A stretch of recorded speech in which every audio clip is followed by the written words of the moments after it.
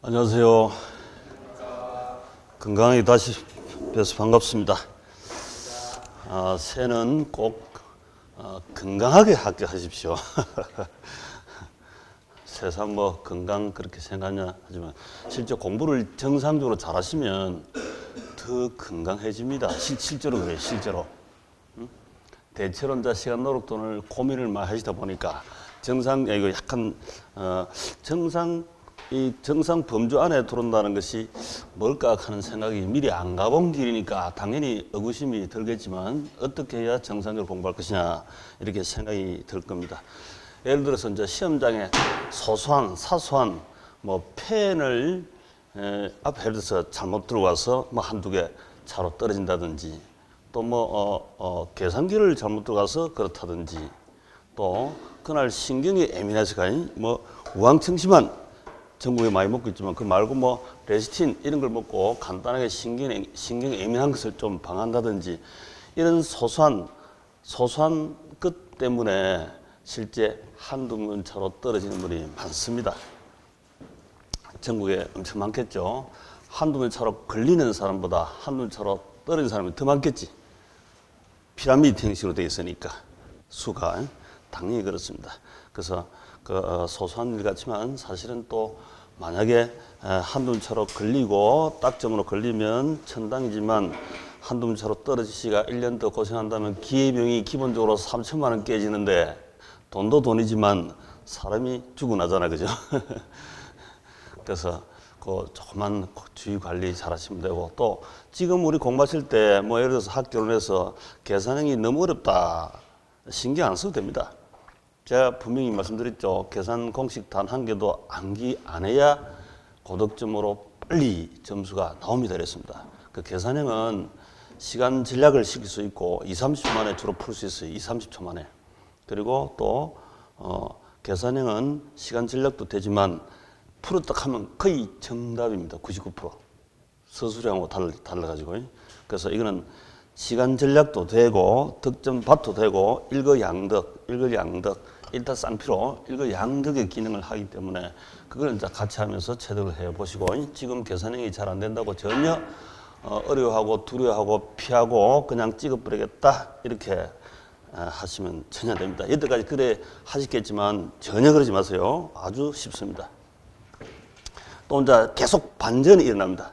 우리 인생 만사도 반전이 나듯이 처음에는 학교론이 어려운데 나중에 학교론이 쉽고 또 처음에는 민법이 쉬웠는데 또 나중에 민법이 점수가 잘 안 나오고 이럴 수도 있고 과목별로 전 5과목 또 이 속에 장별로 반전이 자꾸 일어납니다.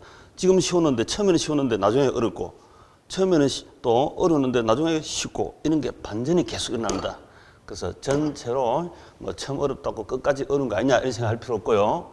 처음 쉽다고 또 끝까지 점수가 고득점 되느냐 그런 것도 아닙니다.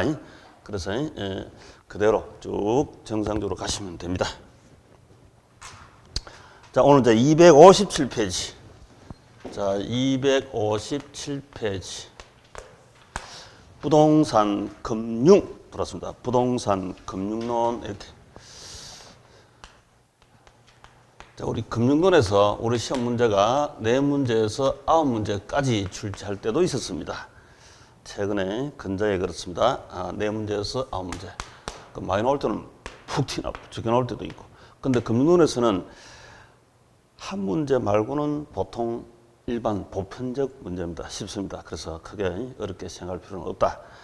다만 우리 제가 학계론은 민법은 상대적 성실도 측정이지만 학계론은 깨치 안 됐죠? 성실하면 안 되고 깨치 됩니다. 깨치면 금방 마스터할 수 있고 못 깨치면 첫날 만날 해도 아무런 소용이 없습니다. 암기해서 아무런 소용이 없습니다. 이해를 해야 된다. 깨치한다. 그래서 학교는 무조건 깨달을 각자. 이거죠. 깨달을 각자. 깨치합니다. 깨치면 간단한데 깨치지 못하면 소용이 없다. 그래서 깨친다는 것은 한순간에 깨칠 수도 있고 뭐 365일 가도 못 깨칠 수도 있고 이런 거죠. 평생 가도 못 깨칠 수도 있고. 그래서 순간적 깨침 그게 학교로는 가볍게 하는 그렇게 하신 분은 많은 분야가 이렇게 깨치시면 가장 가볍고 가장 쉬운 과목이 되기도 합니다. 못 깨치면 가장 어렵다고 이렇게 낙향하는 수가 생겨요. 자, 기본적으로 이제 학교로는 이 투자하고, 그 다음에 시장 분석, 그 다음에 T 분석, 이렇게 그림 세 가지, 이거 맺고 가는 과정이다. 그랬죠. 학교로는 이 그림 세 개, 이 투자고, 투자. 머리, 뭐 효율성, 가슴 형평성, 머리, 가슴 조화, 능률성, 이렇게 투자 이념, 이렇게 다 나눈되어 있습니다. 그 다음에 이건 이제 경제라고, 경제. 사는 거, 파는 게, 사는 게 수요고, 파는 게 공급이죠. 이게 경제라, 경제. 부동산에 대한 경제를 공부하고, 그 다음에 이 T는 뭐냐면, 내 돈 1억, 2억 빌리가 3억 투자해가지고 투자하는 돈, 시드 마니. 이건 이제 돈이 돈 버는 것, 이걸 공부하게 돼 있는데, 내가 돈을 벌면 평생 내가 돈을 벌 쫓아다니면 이게 피곤하죠. 피곤한 삶이 됩니다. 근데 돈이 나에게 돈을 벌어주면 이게 괜찮잖아, 그죠? 그런 작품을 계속 하는 건데, 투자를 해서 리턴 돌아오는 수익. 이건 이제 경영을 통해서 어떻게 내가 자금 경영을 잘 하느냐에 따라서 달라집니다. 그래서 이거는 이제 경영에서 배우는 거고, 경영. 이건 경제에서 배우는 거고요. 경제, 경영. 그래서 부동산에 대한 경제, 경영. 경제는 사는 파는 것 하다 보면 시장 가격, 시세, 부동산 시세 파악이 빨라지고, 프라이스, 시세. 그리고 경영은 밸류, 투자 가치를 구합니다. 경영을 잘하면, 나를 경영 잘하면 나의 가치가 올라가죠. 부동산 경영을 잘하시면 부동산 가치가 올라갑니다. 그래서 여기서는 밸류, 이제 가치를 구하는 가치. 그래서 투자 가치다, 이런 얘기도 많이 들어보시죠. 그래서 가치 구하는 것이고, 이거는 가격 구하는 것이고, 부동산에서 가치, 가격 구하면 다 구한 거다, 이렇게 보시면 되죠. 우리가 민법, 공법 공부하는 이유도, 공법은 대체로 전체 시장판의 시세 결정에 영향을 주고, 민법은 개별 부동산의 개별적 권리를 통해서 가치에 또 영향을 주기도 합니다. 그래서 법도 법 이외에 무엇을 공부하시더라도 이 가치, 가격 속에 다 들어갑니다. 자본주의 시장 경제에서 자본, 돈이잖아요, 그죠? 돈으로 환산 다 되기 때문에. 그래서 이 그림 세 개를 맺고 가는 과정, 이게 직접적 학교는 공부이고, 그 다음에 간접적으로 다 포함하면 법도 이 속에 들어옵니다. 그래서 그림 세 가지 맺고 가는 과정이다. 자, 그러면 금융을 이제 간단히 얘기해서 자금, 융통이다, 이렇게 부르기도 하는데, 자금의 융통. 이 금융론에서는 두 가지 논리가 있습니다. 큰 두 가지 논리 흐름 있는데, 이 개념을 이해하지 못하고 읊어봐야 아무 소용이 없어요, 실제. 금융시장 논리라고 하는 게 있고, 금융시장 논리. 그 다음에 금융정책. 이렇게 두 가지 논리가 있습니다. 금융시장, 금융정책. 자, 금융시장 논리일 때는 우리 은행들은 우리 금융권에 가면 1금융권, 뭐 2금융권, 3금융권, 때로는 4금융권 이런 얘기를 많이 들어보셨죠. 1금융권은 우리 시중은행들입니다. 은행들. 은행 중에 은행, 한국은행 이렇게 포함해서 제1금융권. 그 다음에 제2금융권은 은행 이외에 뭐 정권회사, 보험회사, 저축은행, 캐피탈 뭐 이런 게 있잖아요. 그건 제2금융권. 제3금융권은 이제 대부업, 사채업 이런 데 있죠. 그런 걸 제3금융업 이렇게 부르기도 한다. 1, 2, 3 이렇게 일반적으로 나누기도 하고, 때로는 4금융 이렇게 나누기도 합니다. 그 말 필요 없고 시험 나오는 건 아니니까 대충. 금융시장에 있는 금융 1, 2, 3 금융산업, 이 금융산업을 해요. 금융시장 논리는 금융산업이라 하고, 그 다음에 금융정책 논리는 금융기관 이렇게 합니다. 기관하면 국가기관처럼 국가의 관치, 국가에서 영향을 받는 거죠. 그걸 금융기관이라고 한다고, 금융기관.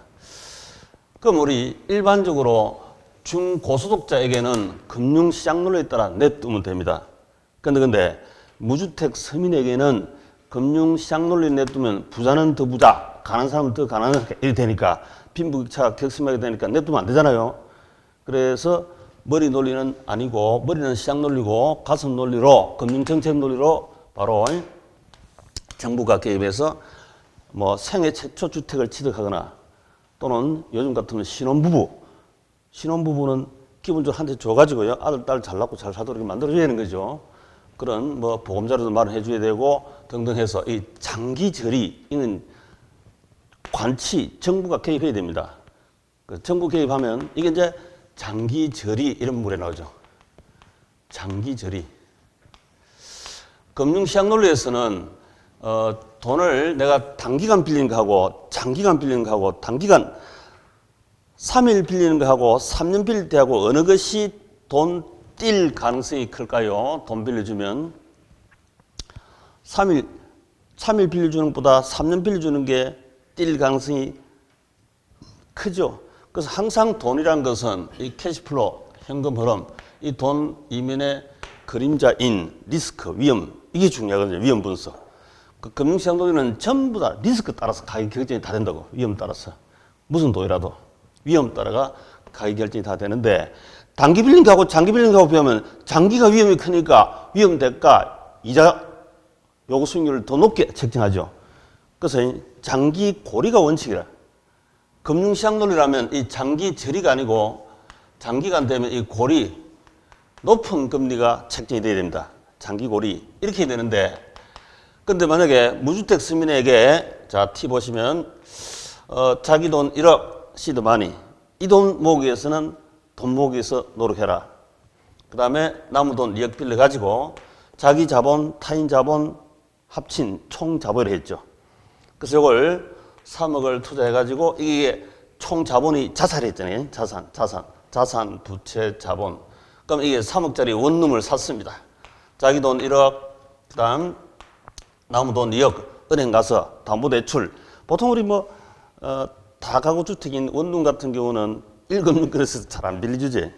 그래서 2금융권에, 제가 금방 2금융권 했잖아요. 새마을금고라든지 이런, 그 가서 1억 5천 빌리고 5천만 원은 월세 전세 보증금 챙겨가지고 남은 돈이 되겠지. 2억.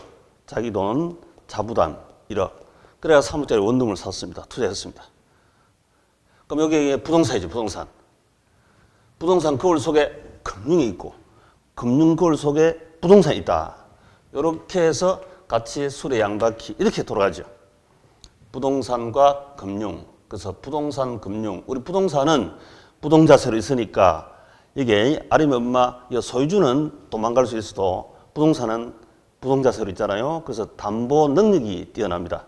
담보 능력이 뛰어나기 때문에 담보 잡고 대출 이렇게 해주죠.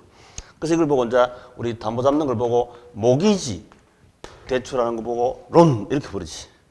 그러면 은행이 주택 담보를 잡고 대출 론 이렇게 2억을 해줬습니다. 1억 5천을 해줬습니다. 담보 대출 흔히 이렇게 부르죠. 우리 실무상은 이걸 주택 담보 대출했습니다. 이렇게 해서 줄여서 주담대 이런 소리를 많이 쓸 겁니다.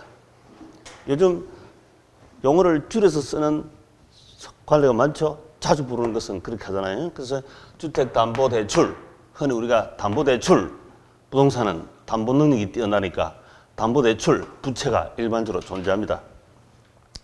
그래서 애들은 금융은 여기 집중적으로 금융원에서는 공부하겠지만 이게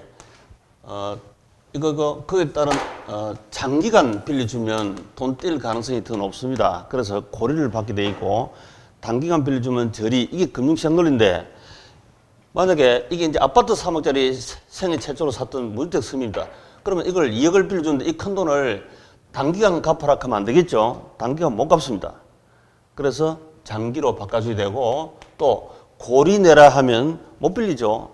당장 이거 금리 채무 불이행해서 경매 넘어갈 수도 있고 이렇잖아요. 그래서 저리 대출 이렇게 해줄 수밖에 없는 장기 저리 대출 해줄 수밖에 없는 정책 정부에서 도와줘야 됩니다.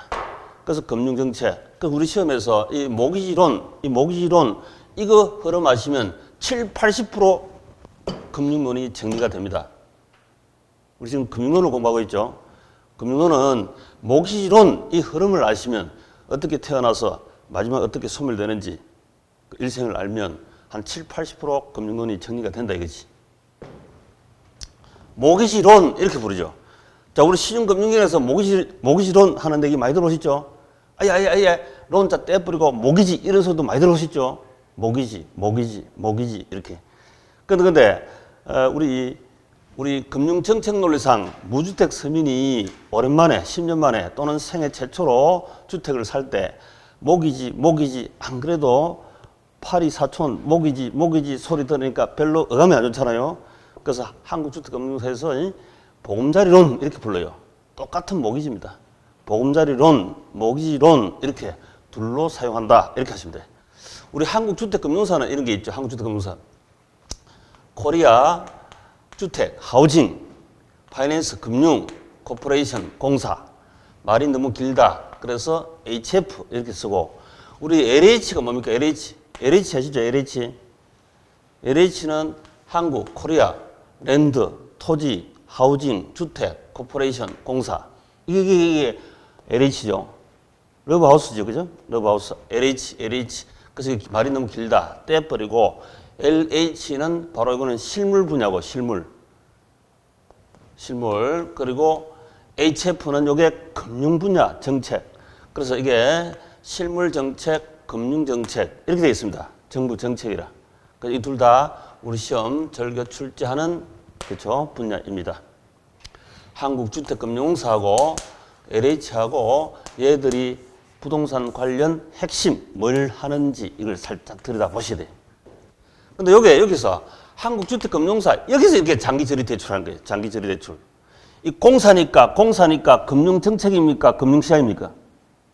금융정책 논리상 나온 거죠. 금융정책, 부동산 정책, 주택정책 이렇게 나온 거 아닙니까?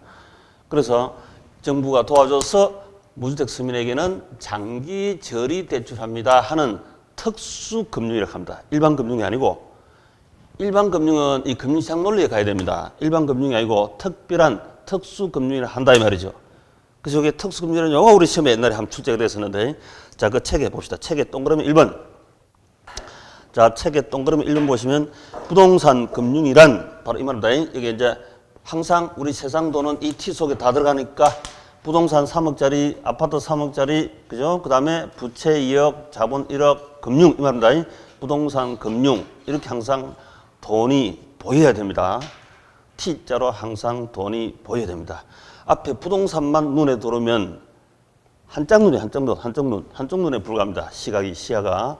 왜냐하면 이것만 보고 잘났다, 못났다 이렇게 하면 그 이면에 보면 부채가 이게 3억 5천 되고 자본 잠식 5천만 원 이렇게 될 수도 있고 부채가 전혀 없고 자기 지분으로 3억 될 수도 있고 전혀 다르다니까 쏙 이면을 보면 전혀 달라요.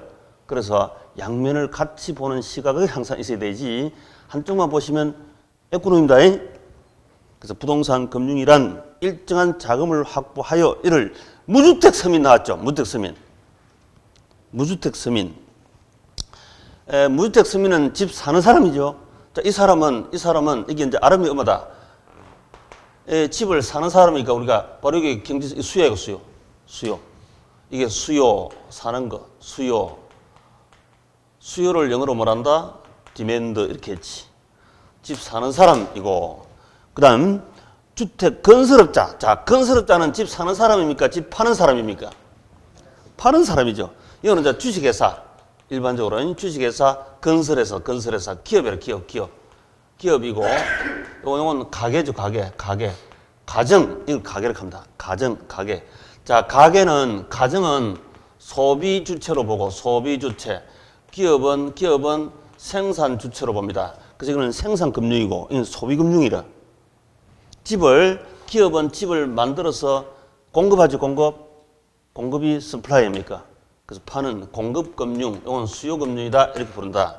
그리고 가게는 저당 잡히고 돈을 빌려주기 때문에 이 저당 금융을 합니다. 저당 금융. 자, 모기지가 저당이죠. 자, 민법에서 모기지는 물거입니까? 채거입니까? 민법에서. 물거이다, 채거이다.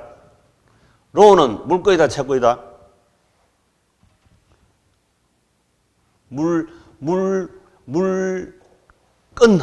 물건하고 다르죠?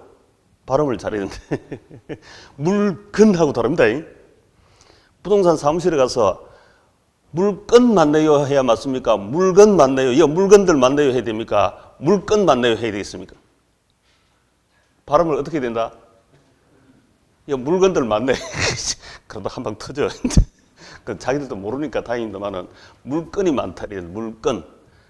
한글로 쓸 때는 물건 똑같지만 물건이 많다가 아니고 물건이 많다 이 말입니다. 물건. 그리고 이제 물권하고 다르죠. 민법상 물권, 권리, 권 아시잖아요.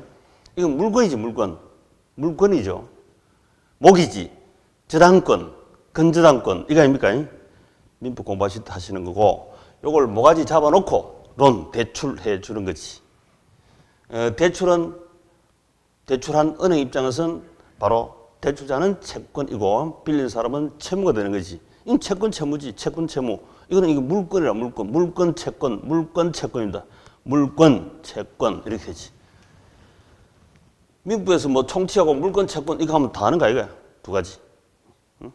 민사특별법은 특별법이니까 나내고. 자, 그래서 건설업체한테 또 장기저리 꼭 별표하십시다. 장기저리. 자, 장기저리는 금융정책입니까? 금융시장 논리입니까? 그렇죠. 그 밑에다 금융정책, 그 밑에 써놨지. 금융정책 논리이기 때문에 장기저리지. 괜히 금융시장 가서 내 장기저리 대출해주세요. 안 해줍니다. 그치? 내가 집 한 채 있는데 또 집 한 채 살려고 3억짜리 아파트 사기 위해서 2억을 은행, 국민은행 가서 내 장기저리 대출해주세요. 왜요? 안 해주면 돼. 내가 무주택으로 처음 집 사러 갈 때, 생애 최초 사러 갈 때 그때는 한국주택금융공사 보증이라든지 연결을 해서 사면 장기저리 대출 이렇게 해준다고. 그래 여기 특수한 금융이다. 특수금융. 이해가시죠? 그 장기저리 밑에다가 HF 이놈을 써놓으면 돼. HF. 한국주택금융공사입니다. 영어로 영어 약자로 해외 마케팅 전 세계에 필요하기 때문에 이렇게 간단히 씁니다. LH 쓰듯이 HF 하우징 파이낸스. 장기저리 대출해 줌으로써 주택의 공급을 확대하는 한편 주택 구입 수요도 용이하게 하는 특수금융. 자, 특수금융의 밑줄. 특수금융이라는 말 쓴 이유를 아시겠죠? 장기고리입니까? 장기저리입니까? 그렇죠. 장기저리. 금융정책 논리상 장기저리 무주택 서민이 돈 빌려 왔을 때 한국주택금융사에서 보증하거나 대출하는 상품으로서 바로 장기저리 상품이 있죠. 특수한 금융이다. 이 말입니다. 여기 이제 우리 시험 그대로 출제한 거 문장을 옮겨놨어요. 그 다음에 이제 여기 생산, 기업은, 이 기업은 공급자인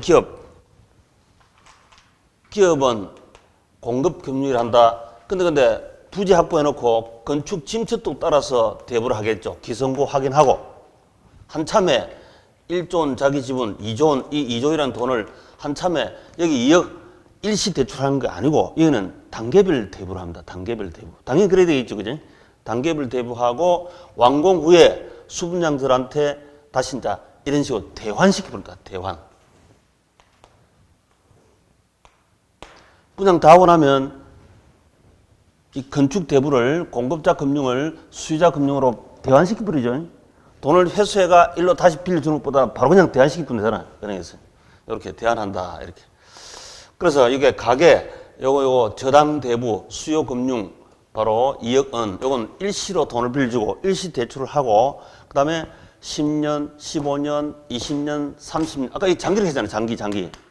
예? 이 장기가 이제 바로 그런 거죠. 10년, 15년, 20년, 30년 동안 장기 상환, 분할 상환 이렇게 하도록 되어 있습니다.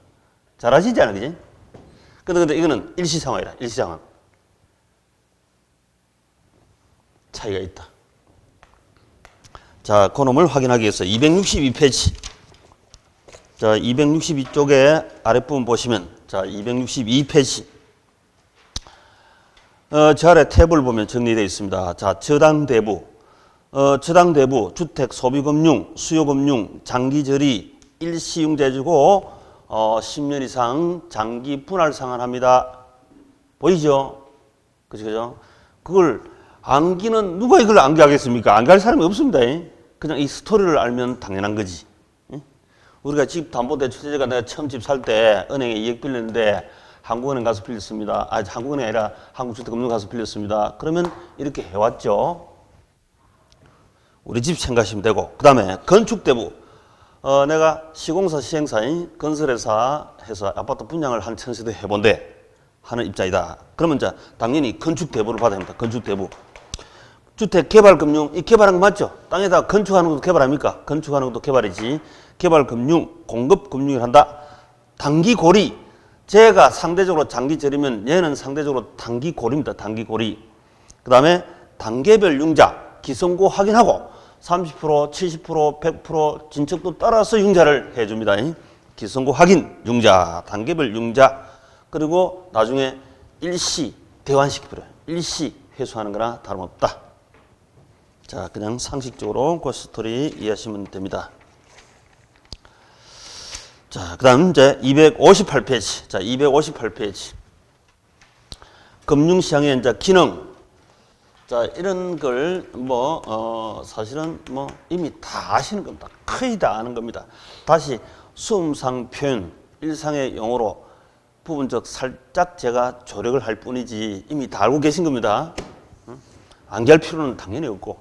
자, 부동산 금융의 기능 보입니까? 기능이라는 것은 얘가 어떤 기능을 하느냐, 동생이 어떤 기능을 하느냐, 형님이 어떤 기능을 하느냐, 어떤 일을 하느냐 한번 보자. 금융이 하는 일이 뭔지 한번 보자. 역할이 뭔지. 자, 1번 주택 거래 활성화입니다. 요 2억을 빌려주니까 이 3억짜리 아파트를 살 수 있잖아요. 거래 활성화한다. 그거 당연하지. 이거 흔히 인체 비하면 이게 피라고 합니다. 피. 사람이 피가 있어야 혈액순환이 잘 돼야 건강하시죠. 그래서 이게 돈이란 것은 피의 비유를 하는데요. 그렇죠? 피 말리면 안 되지. 원활히 거래가 됩니다. 그 다음에 2번 자가주택 공급 확대. 우리 흔히 주택 보급률 이런 소리 많이 들으시죠. 주택 보급률. 지금 우리 정확한 통계는 없습니다는 예를 들어서 110%다 같으면 110%.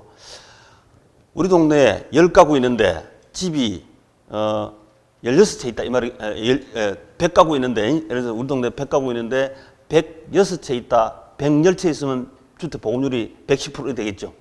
그러면 중간에 공실 있는 것은 별장일 수도 있고 또는 이사할 때 서로 이차할 때 그 시간 중간 이제 한두 달 빌 때도 있고 하니까 그런 원활히 수요 공급이 될 수 있겠죠. 주택 보급률 공급 확대한다. 자가주택 내 집 마련할 수 있지 이참에. 그래서 우리 생애 최초 집 사시는 분은 어디를 찾아가야 되겠습니까? 장기저리 대출 받아야 되겠습니까? 장기고리 대출 받아야 되겠습니까? 장기저리 대출 받으러 가시면 됩니다. 그러면 어디 찾아간다? 은행 찾아간다. 은행 가도 물론 그 상품을 나열해 놓고 있어요. 그런데 한국주택금융사 확인하시기 바랍니다. 여길 제일 먼저 요즘 워낙 정보가 인터넷을 통해서 잘 확인할 수 있으니까 한국주택금융사 제가 딱 치면 디딤돌 대출 또 생애 최초 대출 금리를 깎아줍니다. 많이 낮아요. 또 장기 상품이고 장기저리의 절벽이 있다 이 말이죠. 꼭 확인을 하시고 그렇게 집을 사시고 또 옛날에 집이 한 채 있으면 팔았습니다. 지금은 무주택자 돼 무주택. 무주택 처음 집을 사잖아요. 그때도 1년 먼저 문을 두드리기 바랍니다. 한국주택금융사. 요 특수금융. 여기 우리 시험 집중되어 있습니다. 그 다음에 저축유도, 주택자금 조성, 이 저축, 이건 모아와야죠. 이 청약저축 알죠? 청약저축? 청약저축. 청약저축이 이게 한국주택금융사 가시면 36개월 이거 이상 돼 있으면 금리를 또 깎아줘요 이게. 0.1%인가 이렇게 또 이거 36회 이상 청약저축 불입한 거 있잖아요. 이런 식으로 되면 금리도 깎아주고 여러 가지 1순위 이런 거 아시죠? 분양받을 때도. 청약저축, 주택, 저축 유도한다. 그 다음에 주거안정, 무주택 서민에게 주택금융을 이런 금융정책 논리상 장기저리 특수금융 대출주문을 해서 당년 주거안정, 이제 전월세, 이제 그만 떠돌아 다녀야 되겠다. 내 집 마련해서 한 10년간, 20년간 쭉 눌러 앉아 있어야 되겠다. 주거안정. 그다음 부동산 경기 조절. 요거는 통화 금융정책이라는데, 통화 금융정책. 자, 경기 변동은 자본주의 시장 개념은 경기 변동이 일어나는 게 일반적이죠. 사회주의하고 달리. 자, 이거 너무 경기가 과열 상태되면 진정화시켜야 되고, 침체되면 경기 부양을 시켜야 한다 이겠지. 정부가 개입해서. 그러면 여기서 우리 금융이니까 통화 금융정책상 어떻게 하는 게 좋을까? 경기가 너무 과열 상태 같으면 이걸 진정시켜야 되나? 진정시켜. 자, 경기가 과열이다 말은 시장이 경기 과열된다 이 말은 항상 시장은 수요 공급을 제일 먼저 따져야 합니다. 어느 시장도 그렇습니다. 어디라도 그렇습니다. 수요 공급을 제일 먼저 따져야 합니다. 자, 그러면 이거 수요가 많다는 얘기지. 집 사는 사람이 많으면 가격이 올라갑니까? 내려갑니까? 가격이 올라가겠죠. 일반적으로. 가격이 일반적으로 올라갑니다. 일반적으로 올라가겠지. 너무 경기 과열 상태 그래도 많이 되고 일반적으로 올라가지 가격하고는 달리 거래량이 많게 또 돼 있습니다. 거래량이 많다. 그럼 이걸 이제 좀 안정 진정화시키기 위해서 이때 통화 금융 통화 정책 정부에서 한국은행 정책은행 아닙니까? 이제 한국은행에서 정책은행입니다. 정책은행. 한국은행에서 이자율을 높이겠습니까? 낮추겠습니까? 그렇지. 이자율을 높이지. 이자율을 높인다는 것은 통화 발행을 많이 한다는 소리입니까? 한국은행에서 통화 발행을 많이 한다는 소리입니까? 적게 한다는 소리입니까? 그렇죠. 적게 하죠. 통화 발행을 줄여버리면 통화 수요는 일정하게 있기 때문에 통화 가격인 이자가 높아지지. 돈이 귀하니까. 돈이 귀해지니까. 그래서 한국은행에서 통화량을 발행량을 줄여버리면 당연히 금리가 상승합니다. 그럼 금리가 상승하면 거래량이 늘어난다? 줄어든다? 줄어들겠죠. 그래서 안정화시키는 게, 진정화시키는 게 금리 상승. 요게 금리 상승하는 요게 바로 통화 금융 정책입니다. 정부에서. 그다음에 경기가 너무 침체했어요. 침체하면 이게 집 사는 사람보다 파는 사람이 더 많지 이게. 파는 사람 많은데 사는 사람이 거의 없어 이게. 그럼 이거 이제 부양을 시키려면 이자를 높여야 한다, 낮춰야 한다? 이자를 낮춰야죠. 이자 낮추면 부동산 사잖아요. 우리가 금리가 쌀 때는 부동산이나 주식을 투자하는 게 맞고 금리가 고금리일 때는 부동산 주식을 사는 것이 아니라 그 돈이 상대적으로 이자 많이 주는 채권을 투자하거나 은행에 예금하고 이렇게 돌아갑니다. 투자, 대체, 바뀌죠. 자, 그래서 금리를 하락시킨다 이 말은 한국은행에서 각 나라 전 세계 중앙은행이 다 있으니까 그 통화 발행량을 늘려버리죠. 통화를 공급을 많이 늘려버리면 금리가 뚝 떨어지지. 이자가 떨어지죠. 그래서 통화시장에 화폐시장에 공급을 늘려주면 이렇게 쭉쭉 늘려주면 금리가 하락합니다. 그러면 그 돈으로 이제 물건 너도 땅 사고 주택 사고 주식 사고 이렇게 할 수 있죠. 또 회사도 투자하고 해서 그러면 경기가 살아난다 이거지. 자, 이렇게 이게 이제 경기 조절용 이게 각 나라 중앙은행에서 통화 금융 정책 이렇게 늘상 활용하고 있습니다. 전 세계가. 그다음 금태 부동산 금융 원칙 엑사 시험하고 상관없어. 옛날 같으면 이렇게 시험 나왔어요. 부동산 금융 기능이 아닌 것은 했고 4개 놓고 그다음 점태 원칙에서 하나 올려놓고 찍어내고 그다음 부동산 금융 원칙이 아닌 것은 해서 그 밑에 4개 기능이 1개 넣고 찍어내고 이랬는데 단순 암기하던 시절이에요. 지금은 전혀 그렇게 안 나옵니다. 이제 출전 수준도 많이 높아졌습니다. 그래서 그런 건 전혀 안 나오니까 신경 쓰지 마시고 바랍니다. 자, 넘겨버리고요. 바로 넘겨버리시고. 지분금융과 부채금융 요 놈이 간간히 시험 잘 나오는데 지난 28회도 출제가 되었습니다만 1층이냐 2층이냐 이 돈이 출자한 돈이냐 빌려준 돈이냐 기부한 거냐 후원한 거냐 준 거냐 이런 게 중요합니다. 일단 그 돈이 무슨 돈인지 알아야 되죠. 그래서 이게 자본이죠. 자본. 이 부채 아닙니까? 부채. 지분금융, 부채금융 이거 제일 먼저 식별해야 돼요. 우리 T에서 자금 조달할 때 출자 금융으로 조달했느냐 빌려서 조달했느냐 이게 제일 먼저 알아야 되죠. 이거 구분하는 것만 해도 요거 구분하는 것 자체도 시험에 간간히 한 번씩 출제하지만 기본적으로 이걸로부터 출발하게 되어 있습니다. 다 모든 금융이. 그렇죠? 당연히 그 안에 지금 할 필요 없고 그게 뭐 리처라든지 신디케이터, 조인트 벤처 뭐 여러 가지 MBS 이런 게 있잖아요. 그러니까 그걸 공부하게 되면 자동으로 알게 되는 겁니다. 여기서 할 필요가 없다. 그냥 1층이냐 2층이냐 지분금융이 1층이고 부채금융이 2층이다. 이것만 아시면 돼요. 근데 한 개 층이 더 있죠 실제로. 그게 뭐다? 나중에 하겠지만 우리 천안 사채 뭐 우리 시험 이거 나왔던 거예요. 신주 이수부 사채 이런 게 있는데 이거 말고도 더 많아요. 요거는 1층도 아닌 것이 2층도 아닌 것이 다락방 같은 게 있대. 다락방 같은 게. 요건 이제 이태리에서 메자닌 금융 이렇게 부른대요. 메자닌 금융. 메자닌층, 이태리 건축용어 중간층이래. 중간층. 그 금융 이렇게 하면 여기 전환 사채다 이 말은 사채인데 사채가 원래 부채금융이거든. 사채. 그런데 보통 주식으로 전환할 수 있는 옵션이 붙어 있는 사채입니다. 그 사채가 있는 것보다 주식가 있는 게 좋겠다 싶으면 이 회사에다가 전환권 신청을 하면 주주가 됩니다. 주식으로 전환할 수 있어요. 그러니까 2층에 있다가 1층 갔다가 왔다 갔다 할 수 있잖아요. 중간적 성격이다 이 말이지. 그 다음에 신주인수 사채 이것도 원래 사채인데 사채 부채증권인데 신주 발행할 때 인수할 수 있는 옵션이 붙어 있어. 옵션.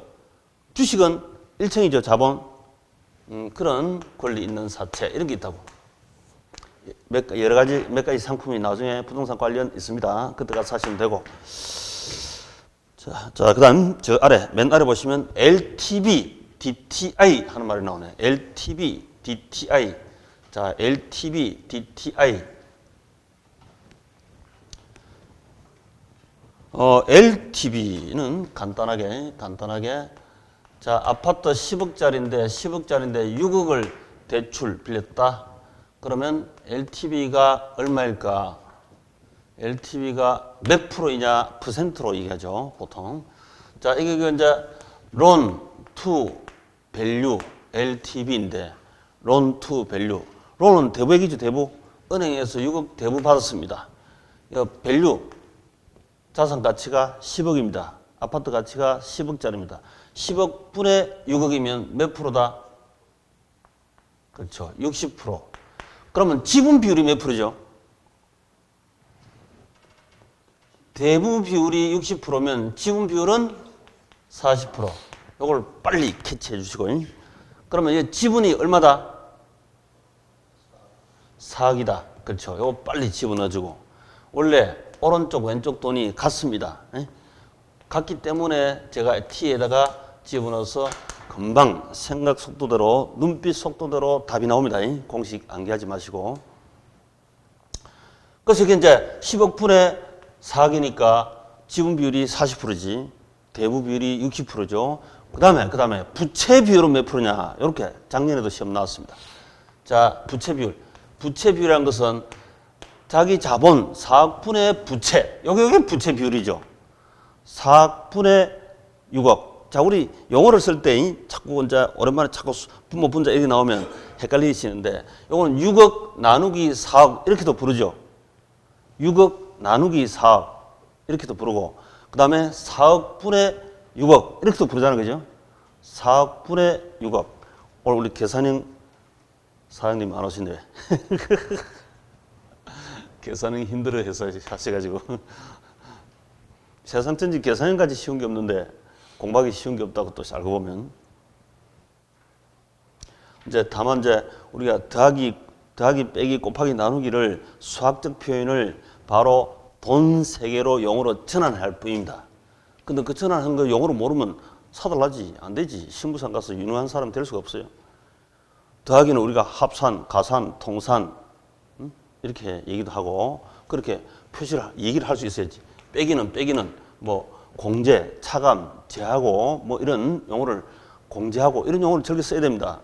그거 다 돈 세 개 아닙니까? 돈 세 개. 곱하기는 부동산 매수, 나누기는 부동산 매도, 희망. 그죠? 이건 사람 나누기 하듯이 나누기가 할인한다. 환원한다 이런 식으로 막 표현하거든. 그 할인한다 이런 용어를 적어 써야 부동산에 대한 가치와 시세를 정확히 판단하는 용어를 쓰는 겁니다. 그래서 이걸 더하기 빼기 곱하기 나누기 그대로 쓰고 있으면 그대로 멈춰 있으면 의미가 없고 그걸 돈 세계에서 쓰는 용어로 빨리 전환시켜 줘야 돼요. 그리고 이 계산은 수학에서 하는 간단한 계산밖에 없다고. 복잡한 계산 이런 게 안 나옵니다. 미분적분 이런 거 전혀 안 나와요. 자, 4억 분의 6억은 몇 프로? 1.5인데 그게 150%이지. 150%. 그래서 이게 부채 비율이 몇 프로다? 대부 비율 하나 가지고 지분 비율도 구하고 부채 비율도 구하고 이렇게 하면 돼요. 그 만약에 이게 4억이라면 오히려 대부 금액이 4억이라면 이게 대부 비율이 40%고 지분 비율은 60%잖아요. 그죠?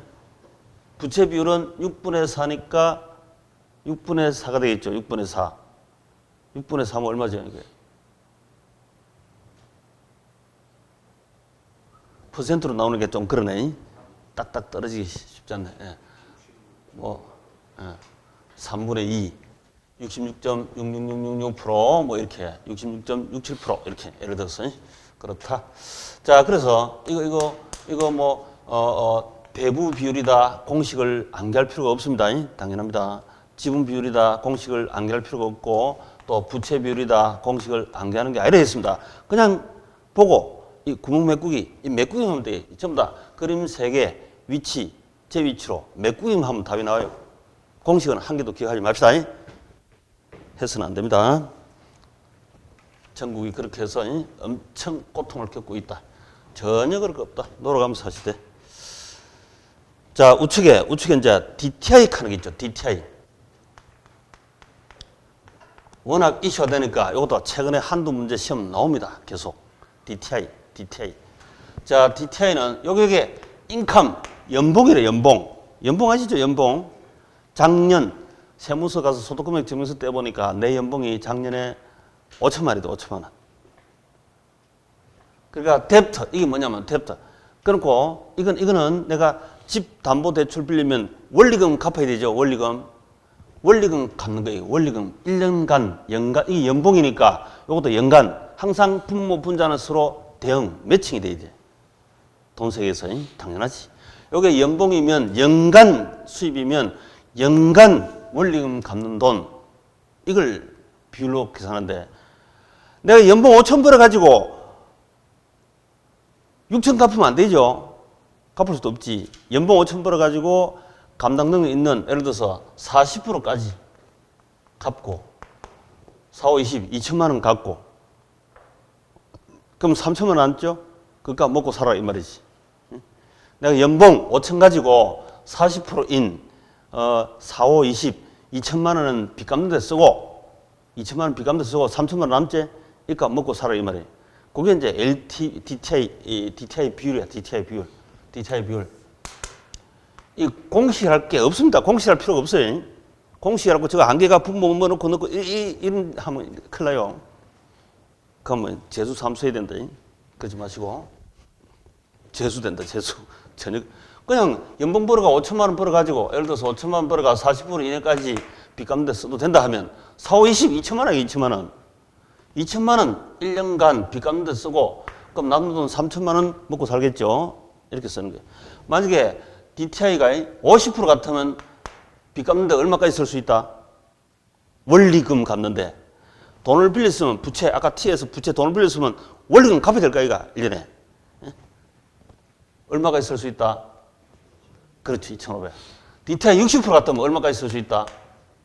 3,000. 그러면 돼. 그럼 당연하지. 그래서 이거 공식하는 게 아니고 나중에 이제 조금 숙달 되면 바로 문제 보고 이런 그 밑에 큐이죠 기출문제 이 계산형.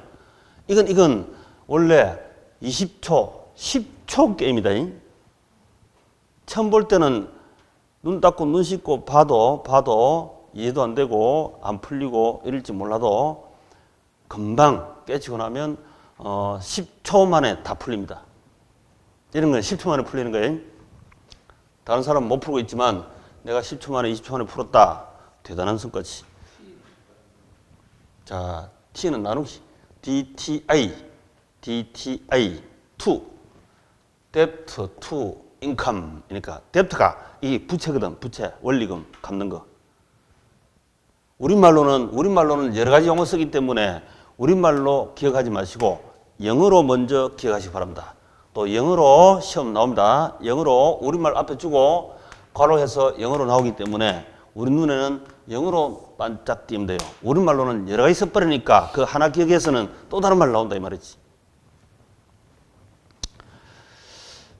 자, Q 보시면 Q 풀어봅시다. Q. 주택담보대출. 이 줄여서 주담대 이렇게 많이 쓴다 했죠. 실무상. 자, 주담대 희망하는 A의 소유주택 시장가치가 3억 원이고 연봉이 5천만 원이며 다른 부채가 없다면 A가 받을 수 있는 최대 대출 가능 금액이 얼마냐. 근데 연간 저당 상수다 하는 말이 있죠. 하나하나 놓치면 안 됩니다. 저당 상수. 이거는 우리 투자론에서 공부한 건데 셋자들인데 셋자들 저당 상수. 자, 모르신 분은 그냥 넘어가도 됩니다. 그냥 패스해도 됩니다. 대출 승인 기준은 LTV 60%까지, DTI 40%까지 두 가지 대출 승인 기준 모두 충족, 만족된 최대 금액을 구해야 합니다. 둘 다 만족시키셔야 돼. 둘 다. 그러면 DTI가 이때 DTI를 항상 DTI를 먼저 계산하면 그냥 금방 답이 나옵니다. 이런 문제는 DTI만 빨리 계산하면 돼. DTI만. 자, DTI 계산해 볼게요. 먼저 DTI 계산하고 있습니다. DTI가 연봉이 얼마다? 5천이고 몇 프로? 40%니까 40%. 40%가 또 5천이고 40% 같으면 빚 갚는데 연간 얼마 쓸 수 있다? 4, 5, 20, 2천만이죠. 그러면 이제 이렇게 되는 게 이제. 자, T에서 내가 최단 빌릴 돈이 얼마냐? 저당 상수가 0.1인데 4, 5, 20, 2천만 원 빚 갚는데 쓸 수 있다 이랬거든, 연간.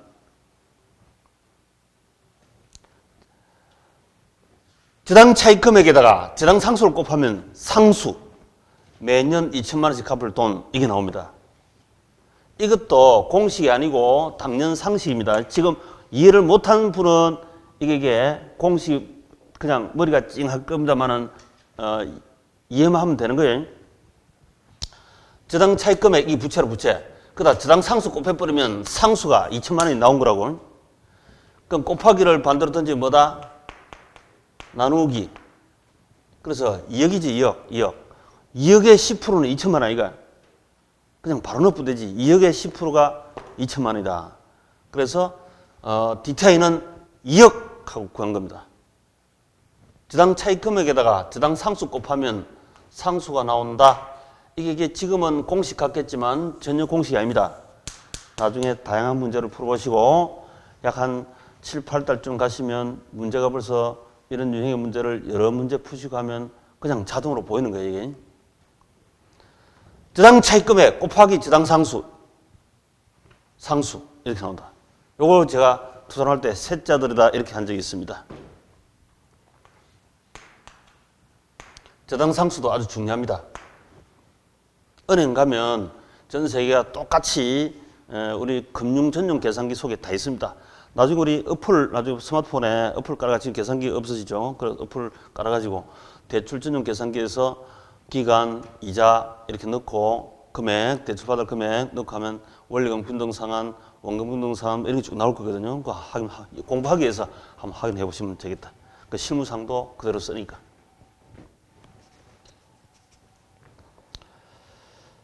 자, 그러면 DTI는 이 얘기 나왔잖아요. DTI.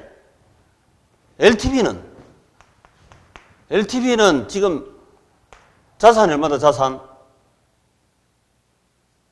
3억이지, 3억. 자산 금액의 몇 프로 대출? 60%죠. 3억의 60%면 얼마다? 1억 8천이지, 1억 8천. 그래서 DTI, LTV는 1억 8천 빌릴 수 있고, 여기 60%까지 빌릴 수 있으니까 3, 68 부채. 근데 DTI는 3억짜리인데 2억까지 빌릴 수 있잖아요.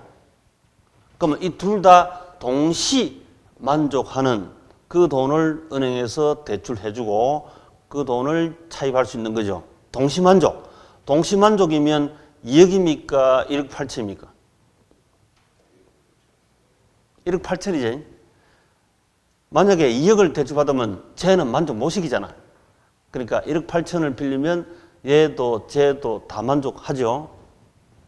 그래서 동시만족. 정답은 1억 8천, 1억 2천 네 돈 가져와 이래 되는 거죠. 그래서 1억 2천 자부담 은행 1억 8천 대출 3억짜리 아파트 살 수 있다 이 말이지.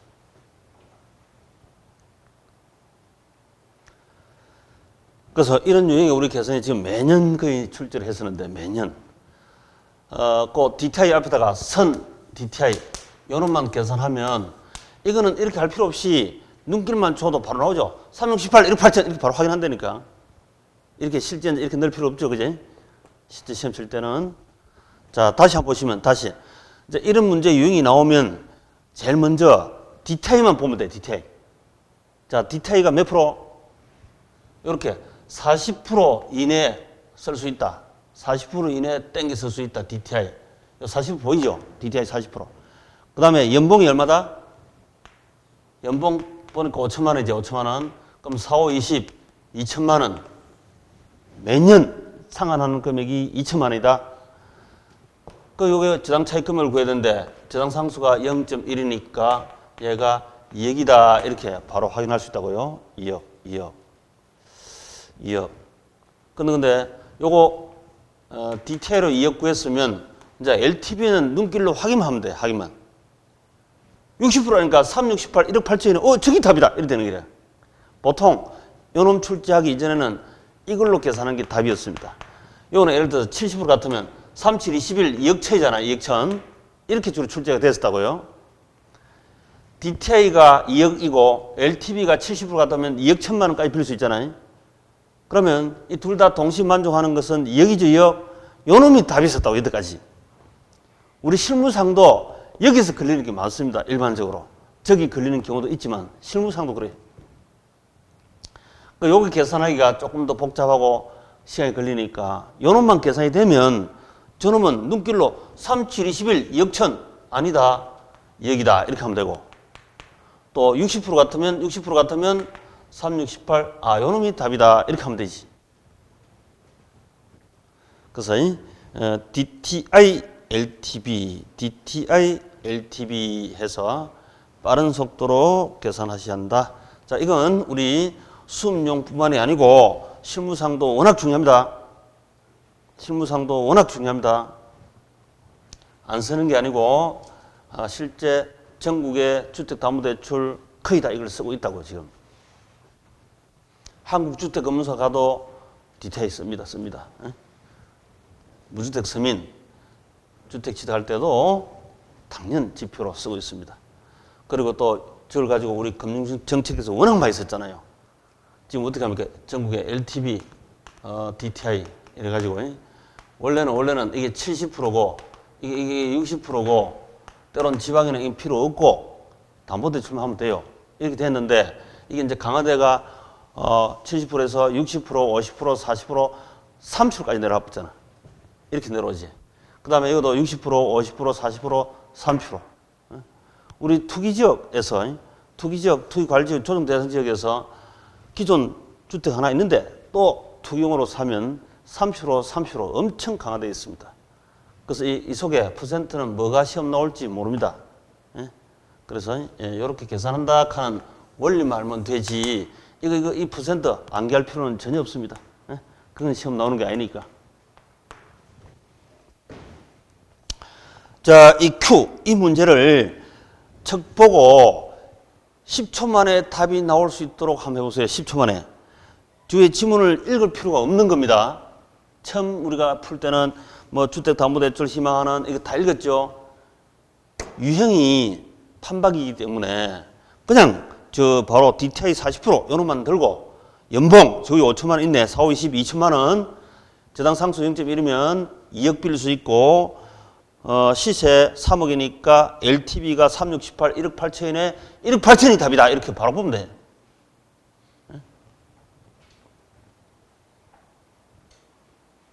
잘 안 되지. 처음에는 잘 안 되죠. 잘 되신 분도 계십니다만. 계산형은 한 5번 정도, 손가락 개수만큼 한 5번 정도 반복 푸시면 아주 가볍게 됩니다. 또 그렇게 돼야 하고, 이론형이 해도 자꾸 헷갈리고 풀어도 답이 안 맞고 주로 그렇습니다. 계산형은 확실하니까. 자, 넘기시고 263페이지. 자, 263페이지 고정이자율 저당, 변동이자율 저당, 요 놈도 매년 출제. 딱 별표로 두시고, 고정이자율 저당은 차입자들이 선호한다. 돈 빌리러 가는 사람들이. 근데 변동이자율 저당은 대출자 은행이 선호한다. 좋아하는 거다 이 말이죠. 그 이유를 아시면 이 문제도 풀립니다. 그 이유를 아시면 풀린다. 자동으로 이해된 거다. 자, 한번 쉬시고 들어갑시다.